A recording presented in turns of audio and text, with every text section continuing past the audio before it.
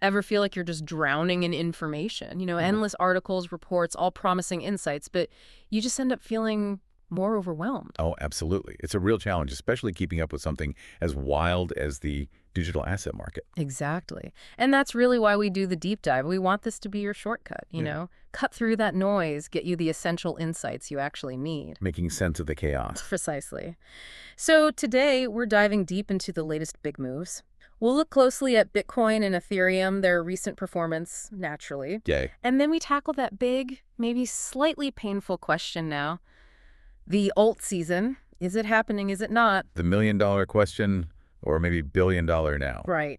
Our main source here is a brand new report from Binance, data right up to June 29th, 2025. So super fresh. Good stuff. Binance always has solid data. Yeah.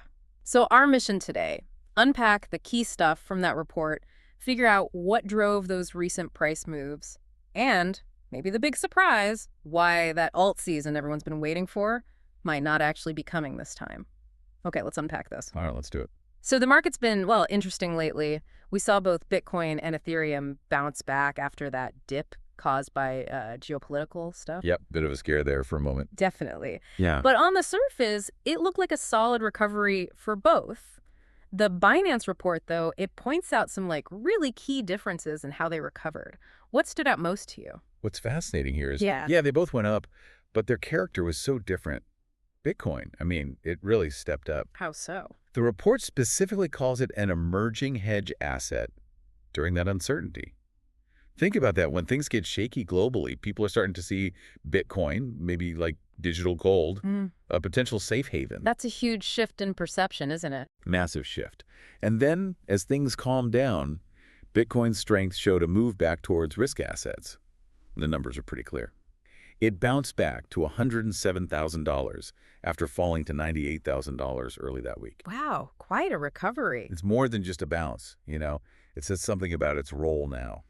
Okay, so what about Ethereum then? It followed, right? But it did follow, but differently. The report mentions ETH had greater downside volatility and a less pronounced recovery. Meaning it dropped harder and didn't bounce back quite as strongly. Exactly. When the market dipped, ETH swung down more dramatically, and the rebound wasn't as solid.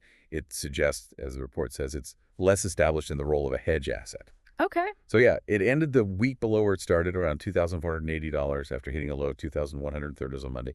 There's a recovery, yes, but just not with that same conviction Bitcoin showed. That distinction really paints a picture, doesn't it? How the market sees them differently under pressure. So Bitcoin showing more resilience, a stronger recovery. What did that do for its dominance in the market overall? Did it shoot up? Or is there something else going on? Here's where it gets really interesting. Yeah, you'd think maybe dominance would surge, right? But actually, if we connect this to the bigger picture, Go on. despite that strong performance, Bitcoin's dominance only saw a slight decline. It stayed really high, actually, around 66% of the total market cap. 66%, still very high. Extremely high. And that's a crucial piece of the puzzle.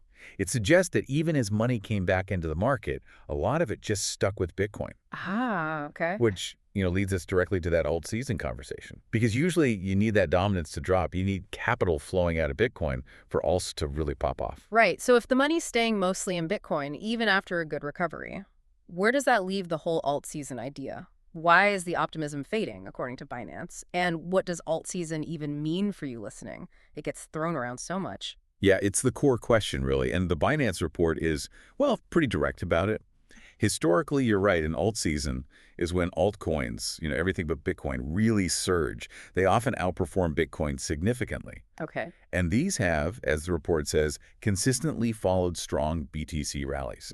Bitcoin runs up, then it chills out, consolidates. Moves sideways for a bit. Exactly. And that's when the money typically rotates from BTC into riskier, smaller altcoins, chasing bigger gains. The classic pattern. The classic pattern. But, and this is the key thing, this cycle looks different. Previous alt seasons had these big, genuinely new industry themes. Remember ICOs? Oh, yeah, the ICO craze. Right. Then DeFi Summer, which was huge. Yeah. Layer 2 scaling solutions. These were like fundamental shifts, new categories opening up. Things that pulled in fresh money and excitement. Precisely. Now look at this cycle.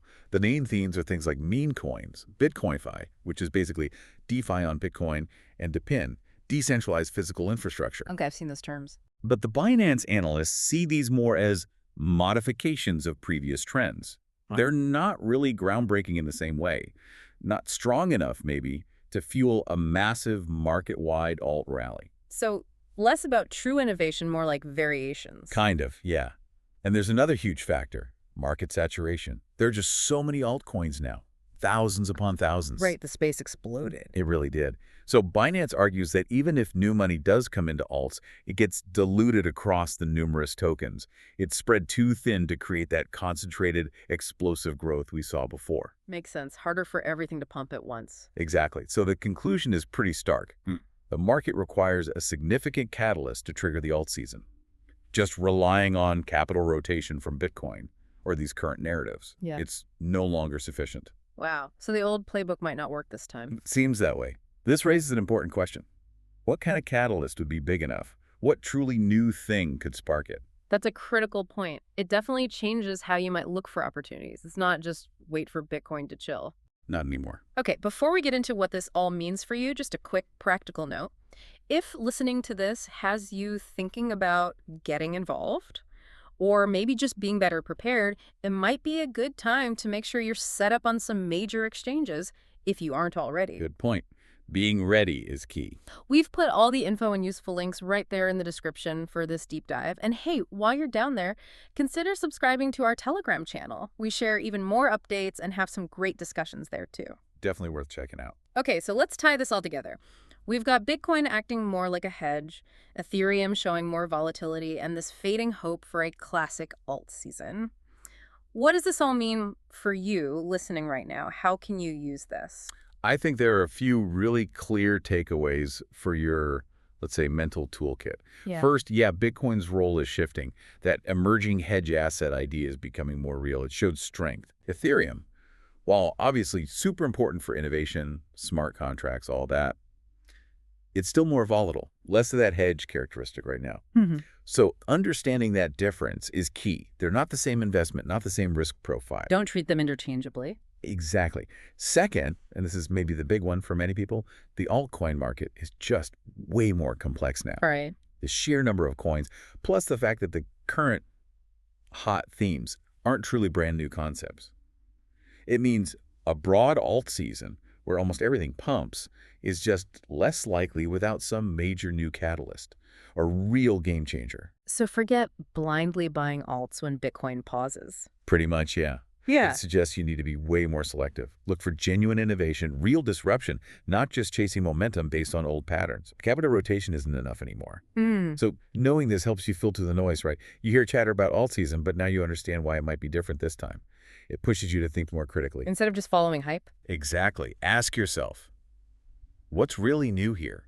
What could genuinely change the game and attract significant, broad investment, not just recycled trends?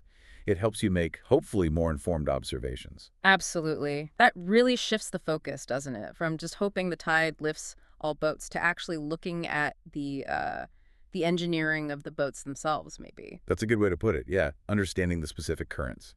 Well, we've certainly unpacked a lot from that latest Binance report. Some crucial insights there on Bitcoin and Ethereum's rebound, their different paths, and this whole fading alt season narrative. Hopefully this deep dive gave you some valuable new perspective. Hope so. It's a complex picture right now. It really is. Yeah. So if you found this useful, if you enjoyed the discussion and want to stay ahead of the curve, please do subscribe to the deep dive. Give us a like, it really helps, and definitely hit that notification bell so you don't miss our next analysis. And maybe one final thought to chew on. Think about how all these trends we discussed, how they really highlight this ongoing evolution of what digital assets even mean. Are they just speculative bets? Are they becoming potential economic stabilizers like Bitcoin's hedge role suggests? Or are they foundational tech for new kinds of digital infrastructure like DePIN aims to be? It makes you wonder, what catalyst, if any, could really shake things up and redefine the whole landscape next? Something truly unexpected, perhaps.